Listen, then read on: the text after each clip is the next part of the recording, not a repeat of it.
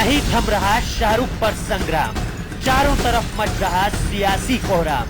साध्वी ने आतंकी से जोड़े शाहरुख के तार, शाहरुख को बताया आर्थिक मददगार। क्या आतंकियों के मददगार है किंग खान? एक बयान और उस पर मच रहा है घमासान। शाहरुख ने असहिष्णुता पर एक बयान दिया था, उसके बाद शाहरुख को ऐसी ऐसी पदवियां मिल रही हैं कि शाहरुख ने सपने में भी नहीं सोचा होगा। कोई कह रहा देशद्रोही, किसी ने सीधा कनेक्शन जोड़ दिया है आतंकियों से ही। अब सियासत की बात ही क्या, लेकिन एक कलाकार को भी इन सबसे परहेज ही रखना चाहिए। नहीं थम रहा शाहरुख पर संग्राम, चारों तरफ मच रहा सियासी कोहराम। साध्वी ने आतंकी से जोड़े शाहरुख के तार, शाहरुख को बताया आर्थिक मददगार। क्या आतंकियों के मददगार है किंग खान? दरअसल असहिष्णुता पर देश भर में चल रही बहस के बीच एक नया विवाद सुलग गया है। असहिष्णुता पर शाहरुख खान के बयान और उस पर बीजेपी नेता कैलाश विजयवर्गीय के हमलों के बाद उन्हें मुंबई हमलों के मास्टरमाइंड हाफिज सईद ने पाकिस्तान में रहने का न्योता दे डाला था और उसके बाद अब साध्वी प्राची ने अपने बयान से बवाल मचा दिया है, ये कहकर कि शाहरुख खान हाफिज सईद को फंडिंग कर रहे हैं।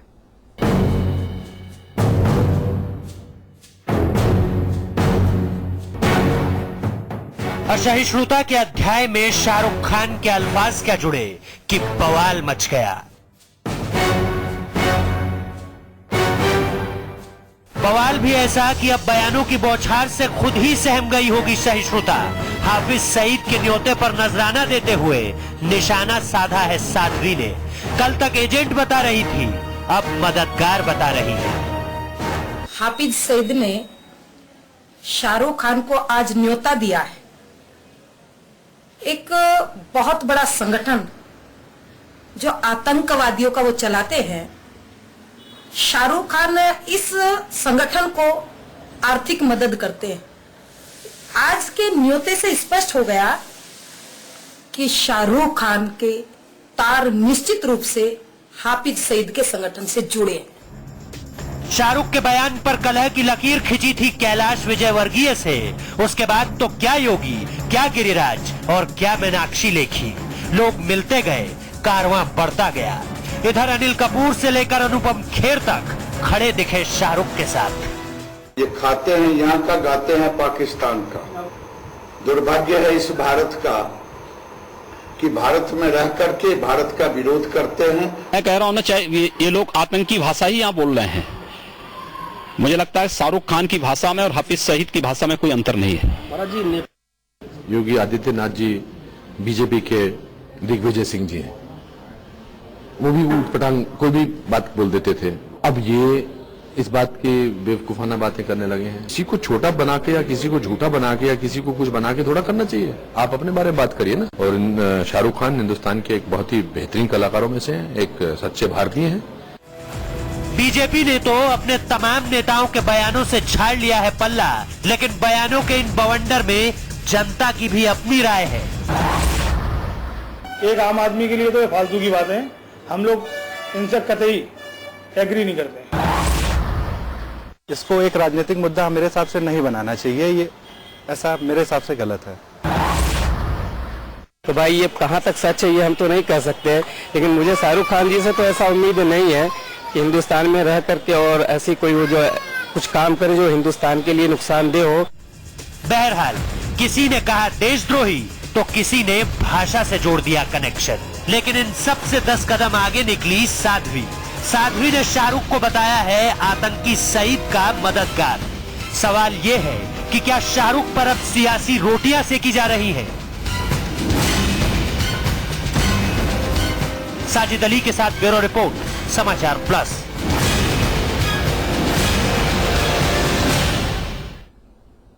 तो पहले ही शाहरुख के बयान पर घमासान मचा हुआ है और अब साध्वी प्राची ने बयान देकर और बवाल मचा दिया है, ये कहकर कि शाहरुख खान हाफिज सईद को मदद दे रहे हैं। अब सवाल ये उठता है कि क्या सच कह रहे हैं साध्वी प्राची, क्या उनके पास इसके कोई प्रमाण है?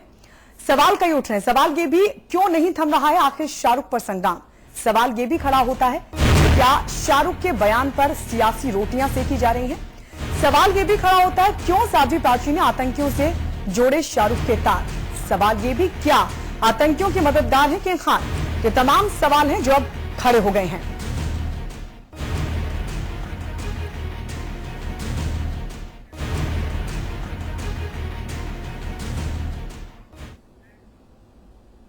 तो इन सभी सवालों के साथ सभी खास मेहमान हमारे साथ जुड़ चुके हैं। हमारे साथ बीजेपी के नेता राकेश त्रिपाठी जुड़ चुके हैं। इसके अलावा कांग्रेस के नेता पंकज तिवारी हमारे साथ हैं और समाजवादी पार्टी के नेता आसिम वकार जुड़ चुके हैं हमारे साथ और खुद साध्वी प्राची हिंदूवादी नेता वो हमारे साथ हैं और हमारे मैनेजिंग एडिटर अमिताभ अग्निहोत्री जी भी हमारे साथ जुड़ चुके हैं। साध्वी जी, आपने जो बयान दिया है, आप ही के पास आना चाहूंगी। क्या शाहरुख खान वाकई आतंकियों के मददगार हैं, हाफिज सईद को फंडिंग कर रहे हैं? आपके पास कोई प्रमाण है इसका?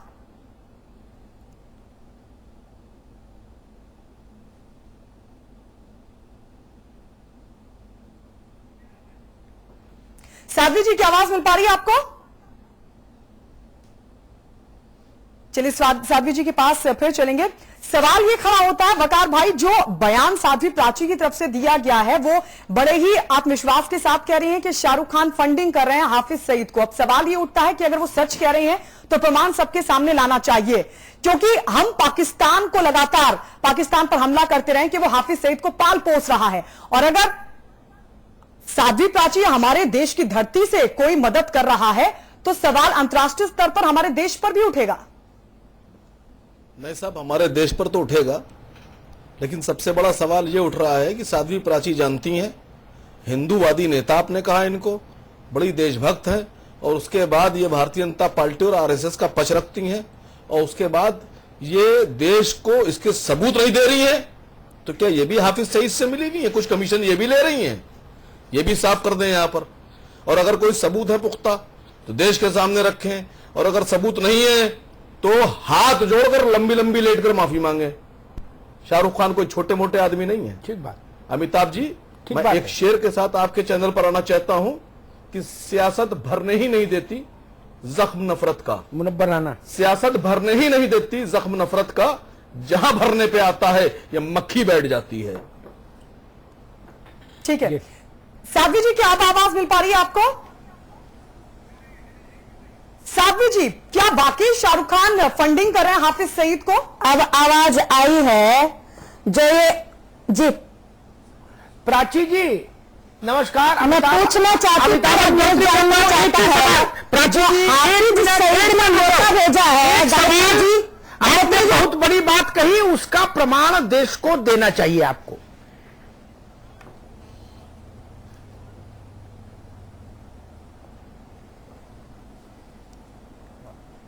इससे बड़ा प्रमाण और क्या हो सकता है अग्निहोत्री जी कि हाफिज सईद हजारों लोगों का कत्ले आम करने वाला, बॉम्बे ब्लास्ट का मास्टरमाइंड, और शाहरुख खान को ये न्योता क्यों दे रहा है? उसने अग्निहोत्री जी आपको न्योता क्यों नहीं दिया? उसने किसी और को, हिंदुस्तान के किसी और नेता को न्योता क्यों नहीं दिया? इससे स्पष्ट है कि निश्चित रूप से कहीं न कहीं तार इसके हाफिज सईद से जुड़े हैं और इन संगठनों को भी फंडिंग की जा रही है। और जब आपदा आई थी पाकिस्तान में, उस समय शाहरुख खान ने उनको मदद की थी, याद करो। क्या हिंदुस्तान में जब उत्तराखंड में आपदा आई, शाहरुख खान ने वहां पर भी मदद की है क्या? अगर नेपाल में आई वहां पर भी मदद की है क्या? एक मिनट रुको भाई, अगर मैं एक क्षण के लिए आपकी बात मान भी लूं तो भी कटघरे में मोदी की सरकार खड़ी हो जाती है। मेरे ख्याल से मेरी बात से राकेश त्रिपाठी असहमत नहीं हो सकते। हुकूमत हिंदुस्तान कटघरे में खड़ी होती है, अगर हिंदुस्तान से फंडिंग वहां जा रही है तो भी जिम्मेदारी हिंदुस्तान की सरकार की है। ये फंडिंग जा कैसे रही है? मतलब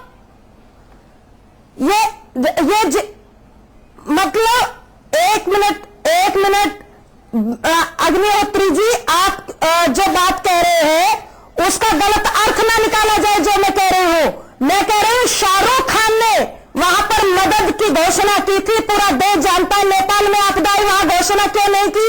उत्तराखंड में आपदा आई, वहां पर क्यों नहीं की? वो तो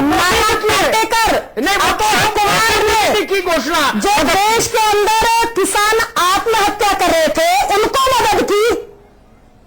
साध्वी जी, वो मदद की घोषणा भारत के प्रधानमंत्री ने भी की। क्या हम ये कह सकता है कोई आदमी खड़ा होकर कि मोदी पाकिस्तान से मिले हुए हैं? मदद की घोषणा तो प्रधानमंत्री ने भी की। क्या भारत का प्रधानमंत्री हाफिज सईद से और पाकिस्तान से मिला हुआ है? क्या पाकिस्तान को कोई मदद मोदी जी ने नहीं की? नहीं, गुमराह न करिए। मोदी जी ने कोई मदद नहीं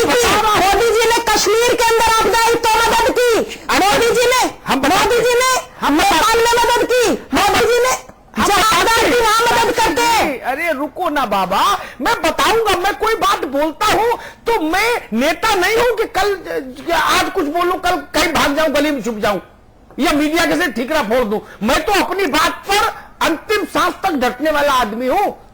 नरेंद्र मोदी जी का कल एक ट्वीट मैं आपको आपके मोबाइल पर भिजवा दूंगा, अभी तो मेरे पास नहीं है, जिसमें उन्होंने पाकिस्तान में आए भूकंप पर दुख जताया, फिर उनके प्रधानमंत्री से बात की उन्होंने, और उन्होंने ऑफिशियली अनाउंस किया कि पाकिस्तान की हर संभव आर्थिक मदद भारत करेगा। जो पाकिस्तान कहेगा वो मदद भारत करेगा, उसे अच्छा लगेगा पड़ोसी की मदद करने में। ठीक, इसका मतलब है पाकिस्तान से तार फिर क्या मोदी के भी जुड़े हैं? तो मोदी जी कह सकते हैं, मान लीजिए मोदी जी प्रधानमंत्री हैं, कोई मतलब नहीं भाई साहब। शाहरुख खान किस ओहदे से मदद करने की बात करता है? नहीं, मोदी जी तो आजकल हमारे टैक्स का पैसा दोनों जेबों भर के बांट रहे हैं। प्राची जी, मोदी जी तो आजकल गरीब देश, इस गरीब मुल्क के टैक्स का पैसा दोनों हाथों जो मिल जाए, जहां वो जाते हैं, या कोई यहां आ जाए तुरंत कर दे 10,000 करोड़ इसको, 20,000 करोड़ उसको। मदद कर सकते हैं, उन्हें करनी चाहिए मानवता और इंसानियत के नाते। लेकिन साध्वी जी, मदद करना तो व्यक्तिगत फैसला है ना। ये तो कोई भी कहीं भी मदद कर सकता है, प्रधानमंत्री है, ये कोई मानवता और इंसानियत के नाते कर सकते हैं।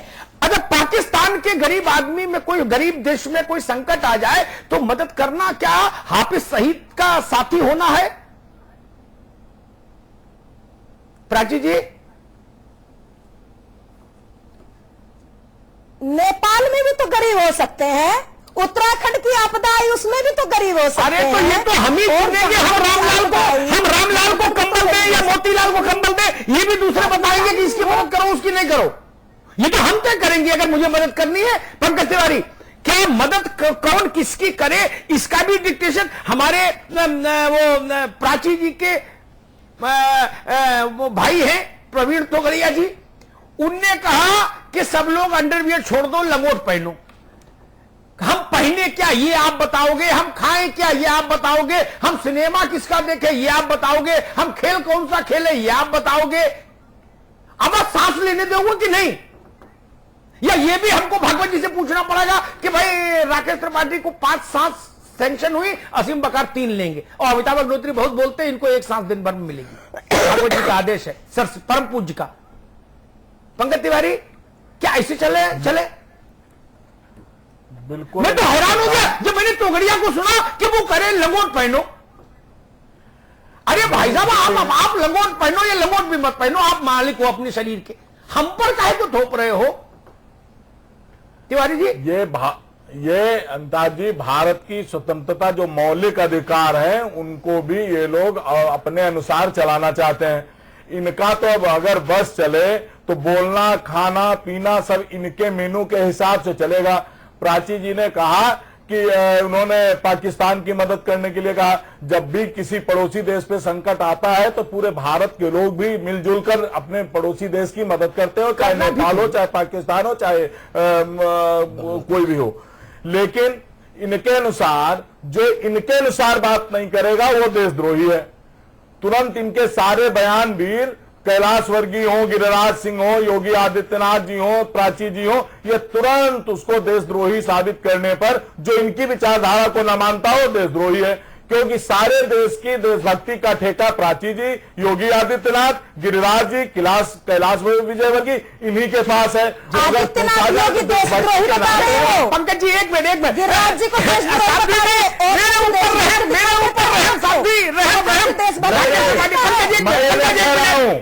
पंकज एक मिनट को राकेश त्रिपाठी, मेरे एक मित्र बड़े ज़हीन किस्म के आदमी हैं, उन्होंने आज एक बहुत ह्यूमरस बात कही मुझसे, मैं बहुत देर तक हंसता रहा। बकार भाई आप भी सुनो। उन्होंने कहा कि गिरिराज सिंह, योगी जी महाराज और साक्षी जी महाराज और साध्वी प्राची जी और ये आपके नवोदित महामंत्री कैलाश विजयवर्गीय, उन्होंने कहा ये 5 लोगों का नया अपॉइंटमेंट हुआ। मैंने पूछा कहां भाई साहब? बोले ये लोग पाकिस्तान टूरिज्म विभाग के नए ब्रांड एम्बेसडर हैं, ये वीजा पासपोर्ट हाथ में लिए घूम रहे, टिकट रास्ता चलते काट रहे हैं चार्जिस का। क्या तमाशा हो गया है इस मुल्क में? आप हाफ पैंट पहनो और काली टोपी लगाओ तो भी स्वागत, सफेद टोपी सर पे जालीदार लगाओ तो भी आप भारत मां के संतान। आप हिंदू हो, मुसलमान हो, सिख हो, ईसाई हो, इसमें ये पार्टियां और ऐसे संगठन लाठी लेके क्यों हाँकना चाहते हैं राकेश त्रिपाठी? आपको नहीं लगता कि नरेंद्र मोदी का चेहरा भी खराब हो रहा है जब उनके साथी ये बताने लगते हैं कि लंगोट पहनो? 2015 में कोई ऐसी बात करता है दुनिया में? किसी मुल्क में सुना आपने इस ढंग की बात? अरे ऊपर क्या पहने वहां तक तो ठीक, वो अंदर का भी बता रहे हैं।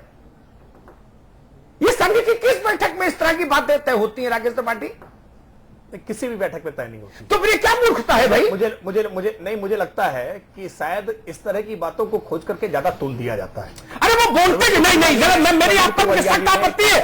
ना, आप तो ये कह रहे हो कि रामलाल ने चोरी की, लेकिन अमिताभ जी आपने कैमरा क्यों लगाया उसकी चोरी पर? कर लेने दीजिए। आप अमिताभ जी जानबूझ करके ये सिलेक्टेड चेहरों के बयानों को बार बार टेलीविजन मीडिया के द्वारा परोस करके बिल्कुल दिखाना चाहिए, खराब करने का प्रयास दिखाना चाहिए, 24 घंटे दिखाना चाहिए ताकि ये पता लगे कि हिंदुस्तान में बौद्धिक स्तर अतिरेकता वाले किसी भी बयान बहादुर को, उनके बयानों को सबसे अच्छा प्रयास ये होगा कि मीडिया ऐसे लोगों के बयान जो अतिरेकतापूर्ण हो उन बयानों को दिखाना बंद करे। राकेश जी एक निवेदन करूं, पंकज अभी नहीं, एक निवेदन करूं आपसे। देख अपनी तरफ से मीडिया तो है कई हजार, ठीक, और अब तो चीज हमारे हाथ से भी गुजर गई, निकल गई। सोशल मीडिया किसी के कंट्रोल में नहीं, ना उसका कोई माई है ना बाप है, समझ गए ना? एक आपको मंत्र देता हूं, आप उनके बयानों से सहमत है? अच्छा, तुरंत रास्ता बताए दे रहा हूं, 100% कारगर हो जाएगा। 2 लोगों को हैंडल करना और 2000 लोगों को हैंडल करने में जमीन आसमान का अंतर है। मीडिया तो 2000 से भी ज्यादा है। मोहन राव भागवत जी और नरेंद्र मोदी जी 2 लोग बैठ जाए और इन 6 लोगों को बुला कमरा बंद करें और आधा घंटा बाद कमरा खुलेगा तो ये सब लोग मौन हो जाएंगे। ये काम कल सुबह करा लो, अब तो बिहार के चुनाव से भी निपट गए, ये झंझटी खत्म। राकेश भाई देखिए अमिताभ जी, भारतीय जनता पार्टी इस प्रकार के किसी अतिरेकता भरे बयान का समर्थन नहीं करती है और पार्टी फोरम पर पार्टी ने इसको कई बार गिरिराज केंद्र में मंत्री है राकेश जी, गिरिराज कोई लंपू चंपू है? वो भारत सरकार के मंत्री है, नरेंद्र मोदी की टीम का हिस्सा है। वो कह रहे शाहरुख खाता यहां का है और गाता वहां का। गिरिराज के खेत से अनाज जाता है, कहां शाहरुख खान और कहां गिरिराज का मुकाबला है? अमिताभ जी, हम प्रतिक्रियाओं पर इतना ज्यादा ध्यान दे रहे हैं, वस्तुतः मुझे लगता है कि चर्चा तो सबसे पहले इस बात पर होनी चाहिए कि ये क्रिया कहां से शुरू हुई। नहीं, और इस क्रिया की बात करेंगे, हम इस क्रिया पर बात करेंगे। क्रिया बहुत पीछे रह गई। मैं इस पर चर्चा करना चाहूंगा राकेश भाई, मैं इस पर चर्चा करूंगा कि 2015 में हिंदुस्तान विदूषकों से कैसे भर गया, मैं इस पर चर्चा करूंगा। बिल्कुल, हमको अमिताभ इस पर भी होनी चाहिए कि भारत का चेहरा खराब करने की कोशिश कहां से हो रही है, भारत के खिलाफ ये षड्यंत्र कौन रच रहा है। आज जब पूरे विश्व में भारत की ख्याति बन रही है, आज जब भारत के कार्यक्रमों को पूरे विश्व अपना रहा है, ऐसे बयानों से करने का प्रयास कौन कर रहा है? ऐसे बयानों से ख्याति बनेगी। तू पाकिस्तान जा, तू लंगोट पहन, ख्याति बनेगी भारत की? नहीं, मुझे लगता है, मैं कह रहा हूं कि इस प्रकार के बयानों को अनावश्यक तुल दिया जा रहा है। अरे आप उनके मुंह पर टेप क्यों नहीं लगाते हैं? आप उनके मुंह पर टेप क्यों नहीं लगाते हैं? आप तो संगठन है। अरे जब हम शाहरुख खान के मुंह पर टेप न लगा सके तो प्रतिक्रिया करने वालों की ये कानून की मर्यादा के बाहर जब तक नहीं जाएंगे तब तक इस पर रोक नहीं लगाई जा सकती। हम उत्तर देते हैं राकेश भाई, 1 मिनट रुकना होगा, धैर्यपूर्वक मैं इसका स्थायी समाधान दे देता हूं। शाहरुख खान और अमिताभ अग्निहोत्री मोहन राव भागवत का निर्देश मानने को बाध्य नहीं, क्योंकि मैं उनकी कृपा पर नहीं। लेकिन जिसको भाजपा में राजनीति करनी है, जिसको संघ के 84 संगठनों में काम करना है, उसको तो परम पूज्य की बात माननी पड़ेगी, अस में या बस में। तो ये तो बहुत सरल रास्ता है, इसको क्यों नहीं कर लेते अपन? दुनिया भर को उपदेश दे, इससे अच्छा बाबा को बैठाओ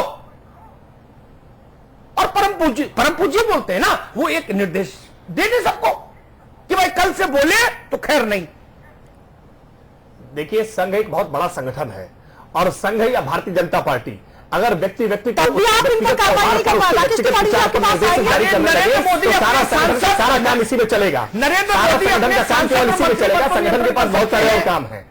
देखिए अमिताभ जी गिरिराज सिंह जी ने या योगी आदित्यनाथ जी ने कोई ऐसी बात नहीं कही है कि जिस पर उन पर कानूनी कार्रवाई करना या उनको पार्टी से निकाल देना चाहिए। मुझे लगता है कि जिस क्रिया पर यह विषय आया है, सबसे पहले उस क्रिया को खंडन कर देना चाहिए। मुझे लगता है कि इस प्रकार की प्रतिक्रियाएं अपने आप भी आना बंद हो जाएंगी। आपने कहा बाकी संगठन बहुत बड़ा है, लेकिन भाजपा पार्लियामेंट्री पार्टी छोटी है, उसमें 282 मेंबर है पूरे देश भर से, ये 83वां भी नहीं जुड़ सकता अपने मन से, और मंत्रिमंडल और भी छोटा है। पहले इन दो के पेच कस दे, बाकी दुनिया जहां छोड़ो, पहले इन्हीं की पेच कस दे। इनके तो हेडमास्टर वही है ना। ऐसा अमिताभ जी देखिए, भावनाएं हैं। आप शाहरुख खान जैसे जब इस प्रकार से भावनाओं को ठेस पहुंचाएंगे तो भावनाओं का ज्वार जाता है। ठीक है, हम इस बीच हमारे दर्शकों को क्या राय है वो भी जानना बेहद जरूरी है। अपने दर्शकों से कहेंगे कि वो हमें फोन करें और अपनी राय रखें। हमारे जो नंबर्स हैं वो हम फ्लैश कर रहे हैं, आप इन नंबर पर हमें कॉल कर सकते हैं और इस मसले पर आपकी क्या राय है, आप अपनी राय हमारे साथ शेयर कर सकते हैं।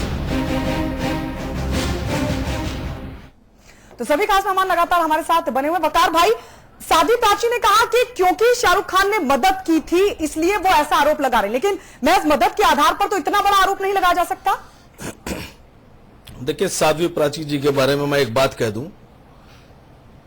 कि साध्वी प्राची जी क्या बोलती हैं, क्या उन्हें कहना है, उन्हें यही नहीं पता है कि जिस संगठन के लिए वो बात कर रही हैं। अभी राकेश त्रिपाठी जी ने ये कह दिया कि इन लोगों को आप बढ़ावा क्यों देते हैं, इनकी उलझुल बातों को आप लोग दिखाते क्यों हैं, ये तो मोदी जी को नुकसान पहुंचा रहे हैं, इस तरह की बात की। लेकिन राकेश त्रिपाठी जी ये कहना भूल गए कि जिस पाकिस्तान का नाम लेकर साध्वी प्राची जी अपना नाम आगे कमाने के लिए आगे बढ़ रही हैं, उसी पाकिस्तान का नाम लेकर इनके राष्ट्रीय अध्यक्ष जी बिहार में वोट मांग रहे थे।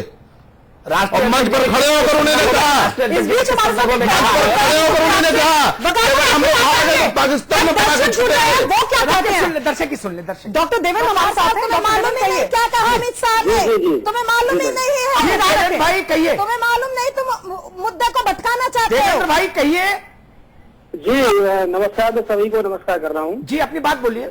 जी मैं दो बात कहना चाह रहा हूँ कि हिंदुस्तान में लोकतंत्र है और ये देश न शाहरुख खान का है न साध्वी जी का है। ये 1.5 करोड़ जनता का देश है और देश में इतनी सहिष्णुता है कि सभी के करोड़ बच्चों को देश सहन करता रहता है। ठीक है, देश की जनता सहन करती रहती है। इन दोनों को अधिकार किसने दे दिया कि देश को आतंकी कहे या किसी हमने खुद अधिकार ले लिया भैया, वो करे हमने अधिकार ले लिया, हमने परमिट अपना अपने आप जारी कर लिया। ठीक है देवेंद्र जी। सुनील एक और दर्शक हमारे साथ हैं मथुरा से। सुनील कहिए, सुनील अपनी बात कहिए। हाँ जी सर, मैं कह रहा था सर, ये आपकी साध्वी जी ने अभी बात कही थी। हेलो, बोलते रहिए सुनील जी, आपकी आवाज आ रही, बोलते रहिए, समय कम है। ये साध्वी जी ने ये बात कही थी कि शाहरुख खान जी पाकिस्तानी एजेंट है, इनको क्या पता था कि पाकिस्तान एजेंट है या नहीं है। जी ठीक बात। साध्वी प्राची जी, 2 सवाल खड़े हैं।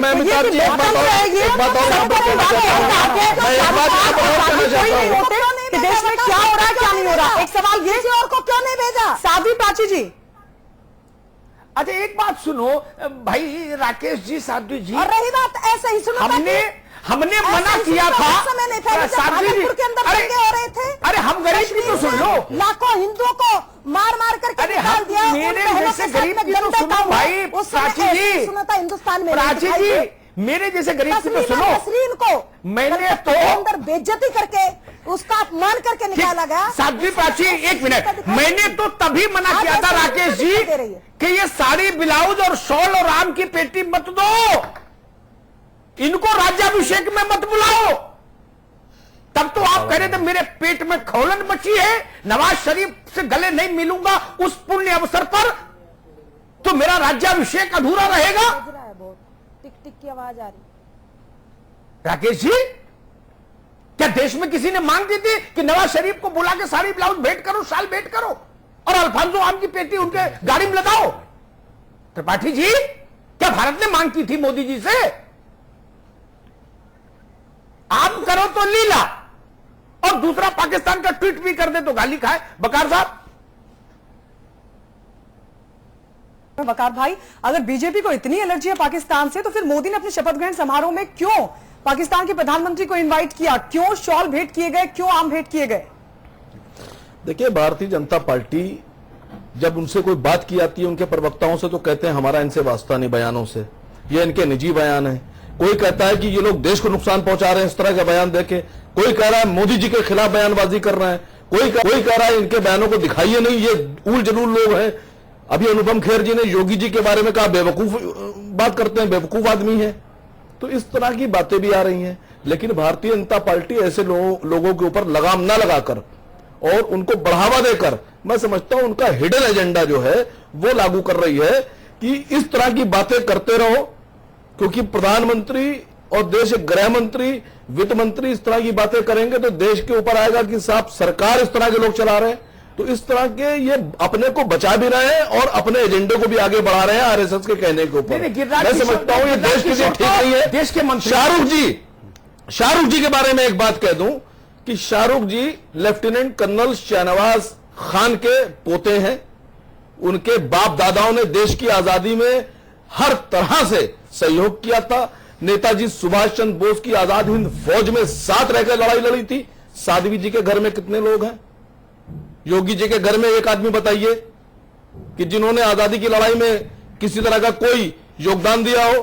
गोलवरकर जी, सरवरकर जी, मोदी जी, शाह जी, मैं मानता हूं ये सब आजादी के बाद पैदा हुए। इनके बाप दादे तो आजादी के पहले पैदा हुए थे, तो इनके बाप दादों ने कौन से योगदान दिए देश की आजादी में? ठीक है मगर मैं किस तरह की बात करते हैं पार्टी आप चलाइए, बाप दादाओं के आधार पर तो पार्टी आप चलाते ही हैं। आप और कांग्रेस दोनों पार्टियां बाप दादाओं के कर्तव्यों पर ही तो चलती है। सवाल दूसरा था किया पुत्रों को, सवाल दूसरा था, वो पुत्र परिवारवाद का सवाल नहीं था। सवाल था कि आजादी की लड़ाई में क्या परिवार से किसी की कुर्बानी हुई? अमिताभ जी, परिवार ने आजादी की लड़ाई लड़ी है तो इसका मतलब हम देशभक्त हो जाएंगे, सर्टिफिकेट नहीं होगा। ठीक बात, अच्छी बात, ठीक आपकी बात। लेकिन ये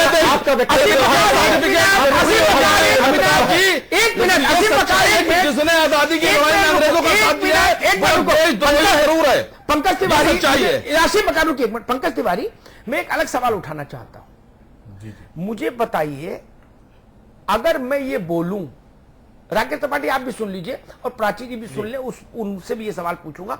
अगर आज अमिताभ अग्निहोत्री किसी सार्वजनिक मंच पर ये बोले कि देश में जो हवा बह रही है वो ठीक नहीं, ठीक, ये हवा हिंदुस्तान की मिजाज के अनुरूप नहीं, ठीक, इस टाइप का कोई बयान में दूं, वो बयान ज्यादा खतरनाक है कि मेरे पीछे लाठी लेके सब लोग पड़ जाओ, या ये बयान ज्यादा खतरनाक है कि खबरदार अंडरवियर नहीं लंगोट पहनो कल से?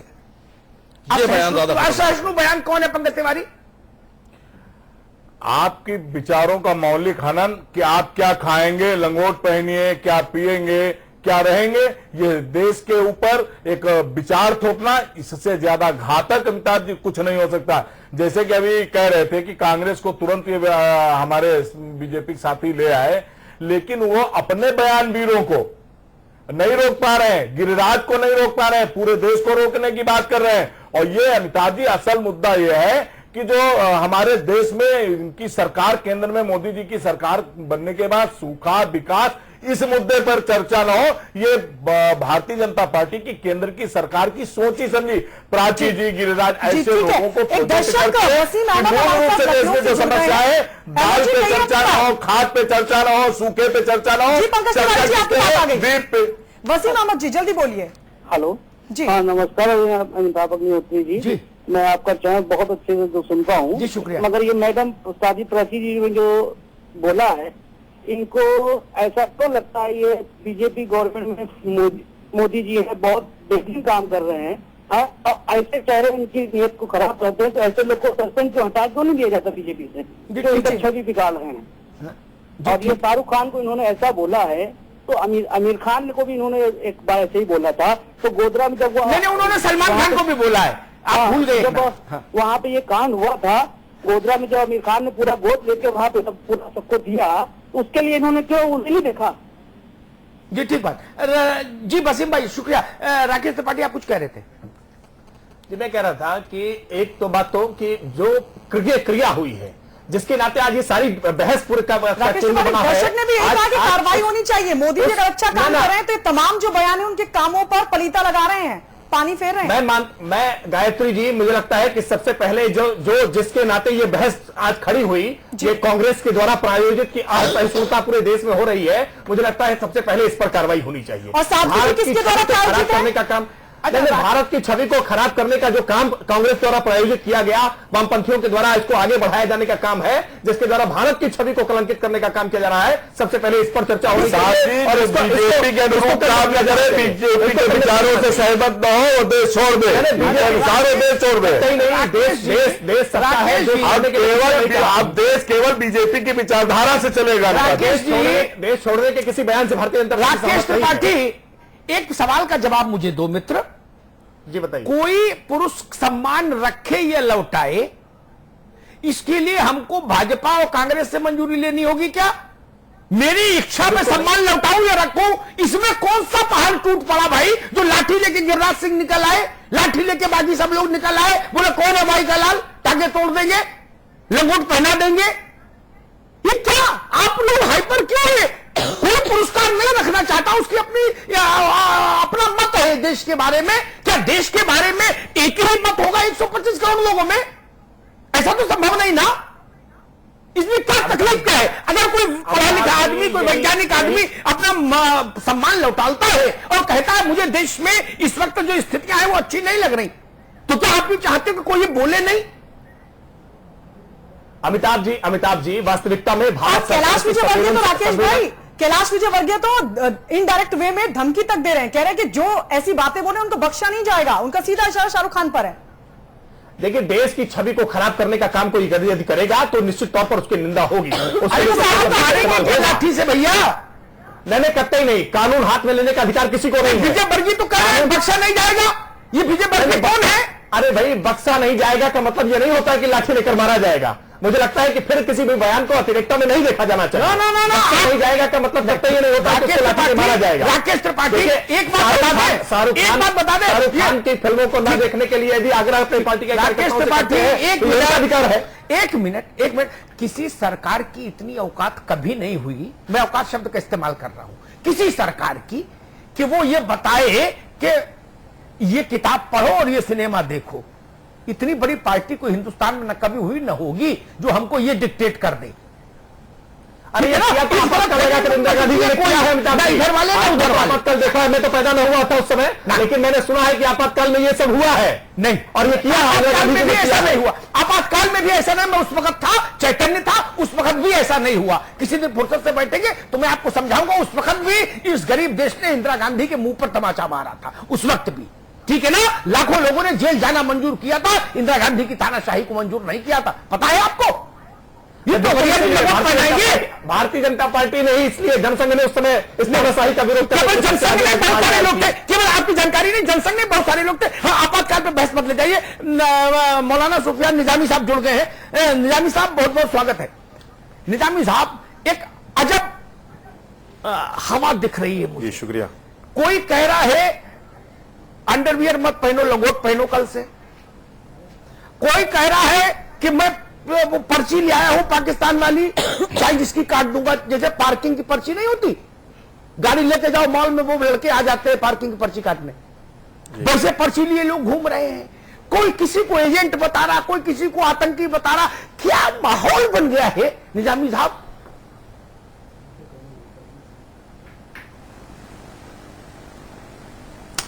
नहीं, बिल्कुल। देखिए, मैं इस डिबेट में जाहिर है कि बहुत देर से जुड़ा हूं, लिहाजा मैं इस डिबेट की शुरुआत एक शेर से करना चाहूंगा। वो शेर ये है कि जब वक्त पड़ा वक्त गुलिस्तां पे तो खू हमने दिया, और जब बहार आई तो कहते हो तेरा काम नहीं। तो आज मेरे ख्याल से हिंदुस्तान की जो स्थिति और सूरत हाल है वो यही है कि जिस शख्सियत के वालिद मीर ताज मोहम्मद साहब, जो वन ऑफ द यंगेस्ट स्वतंत्रता सेनानी रहे हैं और जिन्होंने इस मुल्क की आजादी के लिए बहुत बड़ी कुर्बानियां अंजाम दी हैं, आज उस शख्सियत को, जो शख्सियत खुद इतनी बड़ी है कि जिसने हिंदुस्तान का तारुफ पूरी दुनिया में कराया है, आज ये जो कम हैसियत के लोग हैं, जिनको कहा जाए कि जिनकी पहली बात तो कोई हैसियत ही नहीं है कि वो किसी को निकाल सके इस मुल्क के अंदर, और ये दावा करती है कि किसको हिंदुस्तान में रहना है और किसको हिंदुस्तान में नहीं रहना है। दूसरी चीज यह है कि ये सिर्फ और सिर्फ जो टारगेट है वो एक मुसलमान समुदाय जो इस मुल्क के अंदर जिंदगी गुजार रहा है उसके लिए है। रघुराम राजन साहब ने बात कही असहनशीलता की, उनको क्यों नहीं निकाला गया?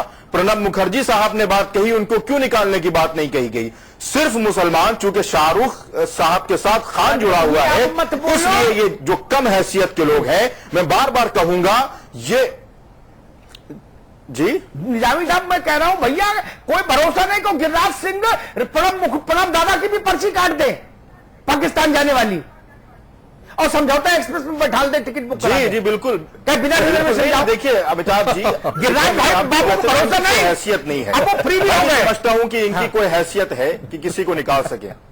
ठीक है निजामी साहब, एक दशक की राय सुनने के जनार्दन है, अक्षय हमारे साथ जुड़ गए हैं। जी अक्षय, हेलो जी अक्षय, अपनी बात कहिए।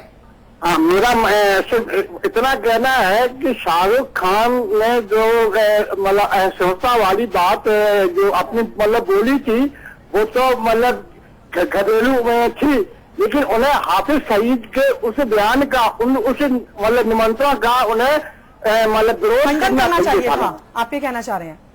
नहीं अक्षय भाई, आपने शायद पूरा केस को ये देखा नहीं ध्यान से।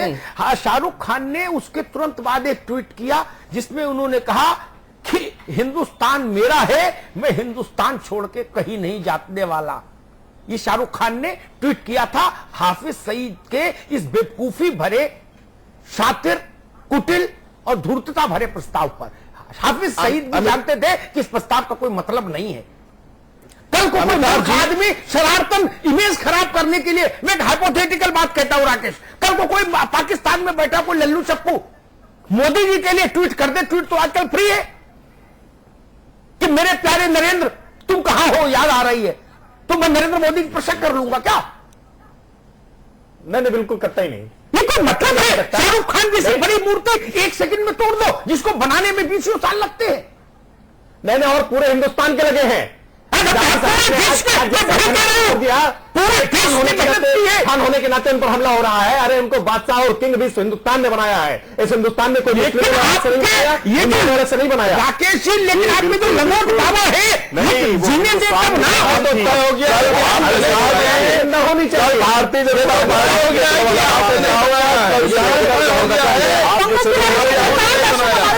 अगर आपके हाथ में होता तो आप उनको कभी किंग ना बनाते। राजेंद्र बहुत जल्दी बोलिए। नहीं आप ही ने बनाया निजामी साहब, जी बोलिए राजेंद्र जी बोलिए। मैं बोल रहा हूँ कि इतने बड़े 125 करोड़ लोग जिस देश में रह रहे हैं, तो आप लोगों को क्या बेचारे लोग देखते हैं? क्यों आप उनके पास माइक लेके जाते हैं जो इस टाइप की बात करते हैं?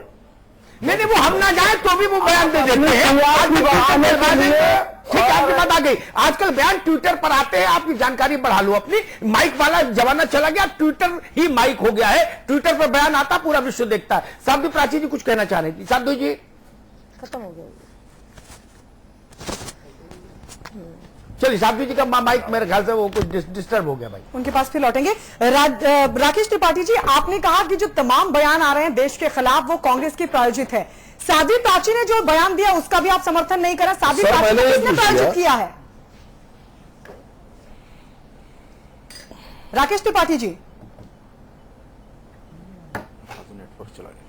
राकेश त्रिपाठी जी, क्या आपको आवाज मिल पा रही है? चलिए फिर इनके पास लौटेंगे, लगता है तकनीकी खामी की आवाज फिर चली गई। राकेश जी, आप मिल पा रही है क्या आवाज? चलिए ठीक है। अमिताभ जी, वही सवाल एक तरफ कह रहे हैं राकेश त्रिपाठी कि जो तमाम बयान सामने आया, चाहे वो शाहरुख खान का हो या गवर्नर का जो बयान सामने आया था, वो तमाम चीजें कांग्रेस की तरफ से प्रायोजित है। साध्वी प्राची के बयान का वो समर्थन भी नहीं कर रहे हैं, लेकिन फिर सवाल ये उठता है कि साध्वी प्राची को किसने प्रायोजित किया है? नहीं देखिए, ये सब बातें स्वीपिंग रिमार्क नहीं करना चाहिए। इस देश में जितने पढ़े लिखे योग्य लोग हैं, उन सबको आप कांग्रेस का पिट्ठू बता देंगे क्या? कल को मैं आपके खिलाफ बात बोलूंगा, आप कहोगे अमिताभ जी को कांग्रेस ने प्रायोजित किया। कांग्रेस की हैसियत है मुझे प्रायोजित कर ले? ये भाजपा वालों की गलतफहमी दूर होनी चाहिए। जिन लोगों ने अपना पूरा जीवन लगा दिया तपस्या में, देश का मान बढ़ाने में, दुनिया भर में जिनका सम्मान है, उनको आप कोई भी खड़ा हो जाएगा टुटपुंजिया आदमी माइक लेके और कहेगा कांग्रेस के भान है। ये कोई तरीका होता है? जिन वैज्ञानिकों का नाम पूरी दुनिया में है वो कोई बात कहे आप सुनेंगे नहीं। जिन लेखकों का नाम दुनिया में है वो कुछ बोले सुनेंगे नहीं। गिरिराज सिंह जैसा आदमी खड़े होकर बोल देगा कि अरे इनका मन वहीं लगता है, वहीं की गाते हैं और खाते यहां है। अरे भाई, ये हिंदुस्तान आपके बाप का है? ये हिंदुस्तान का बैनामा आपके पिताजी के नाम था क्या? क्या आप बताएंगे कहां का खाएं कहां का खाएं? सुनने की शक्ति खत्म हो गई। कोई पढ़ा लिखा काबिल आदमी बोलता था हमारे गांव में भी, घर में भी, तो हम लोग सुनते थे ना? नहीं सुनते थे क्या? ये उसका मुंह नोच लेते थे। भारत में तो ऐसी सामाजिकता रही। आज कोई बोलेंगे तो आप मुंह नोचेंगे। साध्वी जी, आवाज आ रही है? प्राची जी, साध्वी जी की मौलाना साहब, आवाज आ रही है आपको मेरी? इस सबके बीच अमिताभ जी, सवाल ये उठता है कि साध्वी जी ने अगर बयान दिया है तो उनको प्रमाण तो रखना ही चाहिए। मैं कह रहा हूं ये हिट एंड रन की पॉलिसी बंद करो जी। कोई भी आया एक मुट्ठी कीचड़ लेके और किसी भी बड़ी मूर्ति पर चिपका के भाग गया, फिर पूछो इसका प्रमाण? बोले प्रमाण क्या होता है? उनके बड़े बुजुर्गों से शिकायत करो तो वो लोग कहते थे आपने दिखाया क्यों इनका बयान? लो, मेरे लड़के ने गुंडाई क्यों की, ये इस पर हम शर्मिंदा नहीं, हम उल्टा सवाल ये कर रहे हैं कि आपने दिखाया क्यों उसकी गुंडाई को। ये तो बात ठीक नहीं ना। आप अपने लोगों पर नियंत्रण क्यों नहीं रख रहे? दिग्विजय सिंह बोले, आप पलट के जवाब दीजिए, समझ आता है। लेकिन कोई वैज्ञानिक बोलता है, कोई साहित्यकार बोलता है, कोई कवि बोलता है, कोई लेखक बोलता है, तो अदब से नहीं सुनना चाहिए उसकी बात? क्या हम लोगों के संस्कार इतने कमजोर हो गए कि सुनना ही नहीं चाहते? ऐसे तो भारत नहीं चल सकता और कभी चला भी नहीं। यह काम औरंगजेब ने करने की कोशिश की थी, उसको ही 313 में भगा दिया इस देश ने, इतिहास में। इस देश के इतिहास ने अकबर को याद रखा, औरंगजेब को किनारे कर दिया। औरंगजेब उदारवादी नहीं था, इसलिए यह मुल्क तो बड़ा विचित्र है। यहां लाठी से कोई काम नहीं हो सकता। और बाकी लोगों को मैं छोड़ भी दूं, योगी जी हो गए, कैलाश विजयवर्गीय जी हो गए, गिरिराज जी हो गए, ये लोग तो आपकी पार्टी के सीनियर लोग हैं। भाजपा वालों से मैं कहूंगा कम से कम इन पर तो आचार संहिता लागू होनी चाहिए। छोटे मोटे लोग बोल जाए समझ आता है, इतने बड़े बड़े लोग बोलते हैं। निजामी साहब, एक संदेह यह भी खड़ा होता है अमिताभ जी कि एक के बाद एक इसी तरह के बयानों की बौछार सामने आ रही हैं। इसको लेकर संदेह खड़ा होता है कि क्या इसके पीछे कुछ प्रायोजित है। हालांकि जो बीजेपी ने कहा है वो एक उनका मसला है, लेकिन एक के बाद एक जिस तरीके से बयान आ रहे, एक हवा सी चल पड़ी है, या फिर किसी पर कार्रवाई नहीं होती इसलिए सिलसिला बढ़ता चला जाता है। नहीं, देखिए, ये तो नहीं माना जा सकता कि ये कार्रवाई करने में सक्षम नहीं। जी, मुझे लगता है कि शायद कहीं ना कहीं ये भी रहता है कि थोड़ा बहुत बोलते भी रहो। अब देखिए, टीवी पर नीचे चल रहा है सरसंघ चालक का बयान। सब, राकेश भाई अगर मेरी आवाज पहुंच रही तो सुने, सरसंघ चालक कह रहे हैं सब एक है, कोई पराया नहीं। लेकिन मैं जानता हूं सरसंघ चालक ये बोलेंगे, गिरिराज किशोर वही बोलेंगे। मसला तो यही है। असीम वकार जी, भागवत जी कह रहे सब एक है, कोई पराया नहीं। बात ये कही थी कि सर मैं एक रिक्वेस्ट करना चाहता हूं आपसे कि जब गुलाम अली आए तो हम प्रोग्राम नहीं होने देंगे, पाकिस्तान के हैं। और जब दाऊद के समधी साहब आए, जावेद मियां दास साहब हिंदुस्तान आए, तो बाल ठाकरे साहब के घर जाएं, साथ में बैठे, चाय पिए, नाश्ता करें, गले लगे, फोटो खिंचवाएं। आप जिसको चाहे उसको गले लगा लें और जिसको चाहे उसको दुत्कार दें। आपके बाप का हिंदुस्तान है। इस तरह की बात करी जाएगी देश में अब? जी, मैं कह रहा हूं आपसे, देखिए, जिन लोगों को, मैं सर एक बात कह दूं, जिन लोगों को यह लग रहा है कि हमारे मुल्क में असहिष्णुता बढ़ रही है, जिन लोगों को यह लग रहा है कि यह स्थिति देश के लिए घातक है, वो अच्छे लोग हैं, पढ़े लिखे लोग हैं, साहित्यकार हैं, उनको अवार्ड मिले हैं, वो ईटा पत्थर लेकर गाली गलौज करते हुए सड़क पर नहीं उतरेंगे। उनका अपना एक तरीका है, एक सुलझा हुआ तरीका है, वो अपने अवार्ड वापस कर रहे हैं। उन्होंने अपना ये तरीका बनाया और उनका ये तरीका अच्छा है। जिन लोगों को ये लगता है कि देश में असहिष्णुता बढ़ रही है वो उनके समर्थन में है, मैं भी उनके समर्थन में हूं। तो क्या मुझे पाकिस्तान भेज देंगे? इतनी हैसियत है किसी की? देखिए ये असहिष्णुता राजनीतिक तौर पे बढ़ रही है। नहीं, इसकी इतनी हैसियत है किसी की? ये पच नहीं रहा। मैं आपसे पूछ रहा हूं, ये है किसी की इतनी हैसियत? कैसे सकता? मैं समर्थन में हूं लोगों के, और मैं सीधा सीधा ये बोल रहा हूं कि जो लोग इस तरह के साहित्यकारों के खिलाफ हैं वो भारतीय जनता पार्टी के पिट्ठू हैं, गुलाम हैं। किस प्रकार के साहित्यकारों को कैसे पुरस्कार मिले हैं? पुरस्कारों की राजनीति पर अमिताभ अग्निहोत्री जी बेहतर जानते हैं। तो पुरस्कार तो आपकी तरफ से भी दिए गए थे। आपकी नजर में वो सब लोग बुरे हैं जो आपके खिलाफ देशभक्त हैं। देश में माहौल खराब करने वाले बयान से बचना चाहिए, इसके लिए जरूरी है कि उन लोगों को लगाम कसी जाए। देश में माहौल तो पहले से खराब लग रहा है इनको ना। ये राकेश त्रिपाठी जी, पंकज जी, माहौल नहीं खराब हुआ जी, माहौल पंकज जी बहुत संक्षेप में जल्दी से बोलिए। चर्चा उन पर होनी चाहिए। में इन लोगों की एक विचारधारा बन गई है, जो भी इनके खिलाफ है वो देशद्रोही है, और जो इनके पक्ष में बोल रहा है, इनके साथ खड़ा है, वही केवल देशभक्त है। मैं अमिताभ जी खुलकर बोल रहा हूँ, विचारधारा बन कि मैं हर उस साहित्यकार के साथ देशभक्ति से देश तक कोई लेना देना नहीं है, देशभक्ति से लेना है, इसके विकास से केवल देश के मूल मुद्दों से भटका रहे। ये भारतीय जनता कॉलर लास्ट में ले लेते हैं। राकेश हमारे साथ जुड़ गए। राकेश अपनी बात कहिए। हेलो जी राकेश भाई कहिए अपनी बात। जी हेलो जी राकेश भाई आपकी आवाज आ रही है, अपनी बात कहिए। जी मैं कह रहा हूँ कि इसे ऐसे मतलब बोलना नहीं चाहिए कि ये डिबेट जब भी खड़ी हो जाती है, कभी शाहरुख खान के ऊपर, कभी सलमान खान के ऊपर, ये भेदभाव हो रहा है। ठीक है राकेश, शुक्रिया हमारे साथ जुड़ने के लिए। अमिताभ जी संपर्क। राकेश जी, आपको भी ये लोग कहीं ना कहीं देशद्रोही साबित कर देंगे अगर इस तरह की बात आप बोल रहे हैं। बकार भाई बात आ गई। एक अमिताभ जी एक बात और कहूंगा।